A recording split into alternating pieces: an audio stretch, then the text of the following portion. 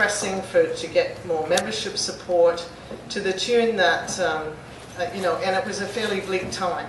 So we were struggling for a couple of years, and Paul was a very persuasive leader, and he even got the board. We were prepaying our dues 1, 2, 3 years ahead just to keep the organization going. We were always on the brink of the fiscal cliff, as they say.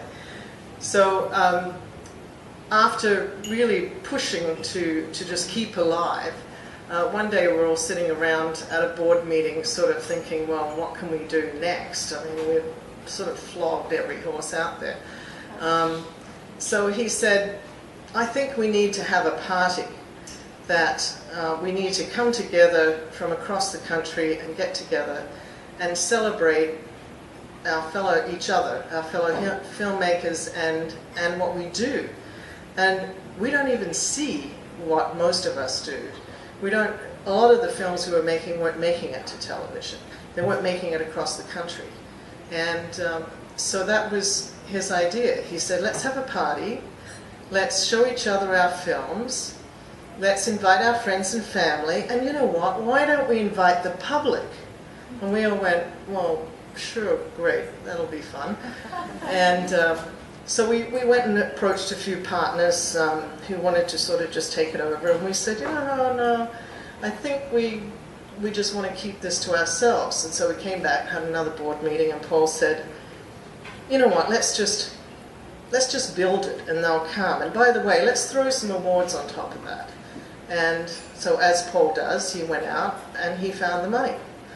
And the next thing you know, we're having, 20 years ago this year, the first edition of HotDocs. And it was a sight to behold. It was a couple of actually very interesting and stimulating discussions on a funny stage in the atrium of the ROM. We had television sets set up around a huge ballroom in a hotel. That was the screening facility. So you went over 6 little chairs in front of that one, you watched that film, and then you walked to the other room, and then you watched those. And we thought if any of even our family come and friends, we'll be very lucky. As it turned out, many members of the public came, and we were able to celebrate the end of a week-long people trolling around TV sets in a grand ballroom with a wonderful party and dinner at the Royal York, which set the standard for, I think, awards and a very fun time.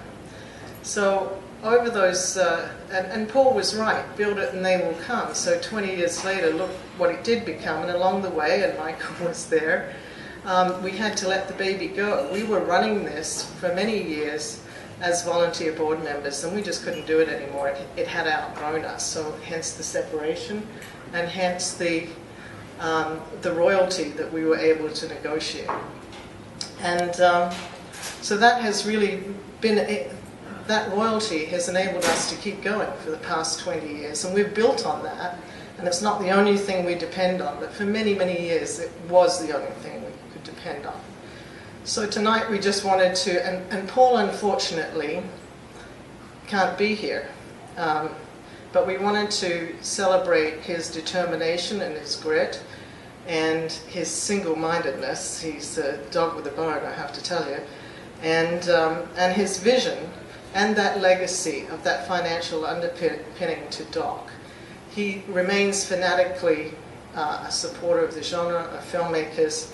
The reason he can't be here is that after he left HotDocs, he thought, I'm tired of this biased corporate press release news services we get now. Nobody's living up to the mandate of what is real news. So he started the Real News Network. I have to say I was on that board for a while, and that was a ride. But he's raised millions of dollars, and what's happened is he's got now a huge sponsorship, and they're building him a brand new headquarters in Baltimore. He also has offices in Canada, and he is doing the Real News Network, and he also has twin 9-month-old babies. So, hands full.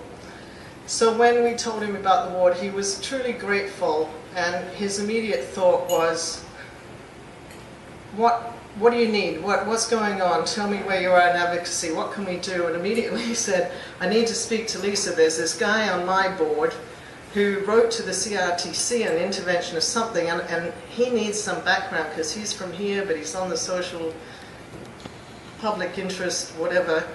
And so, again, he's always thinking, what can I do to help? How can I make a difference? And so in thanking us profusely for this award, and we're giving him a nice certificate he can hang up, and a very interesting piece of art from a Toronto artist who also wrote a poem that sort of talks about this visionary, strange man in that picture. But if you know Paul, kind of describes him. So that's what we chose to give him. But when I told him this and he thanked us very much, he said, you know what, this will all be set up soon, it'll all be going, and I'm back and forwards to Toronto, and then I'll be back in Toronto. He said, you know what we talked about years ago was an independent documentary channel run by filmmakers, for filmmakers. I think it's time, what do you think?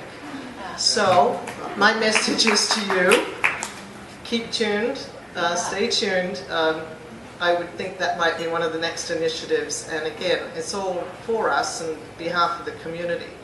So I would like you to join me in celebrating Paul, even though he isn't here. It means a great deal to him, and certainly people like that mean a great deal to us, and I know some of you are the next generation of that kind of person. So, thank you.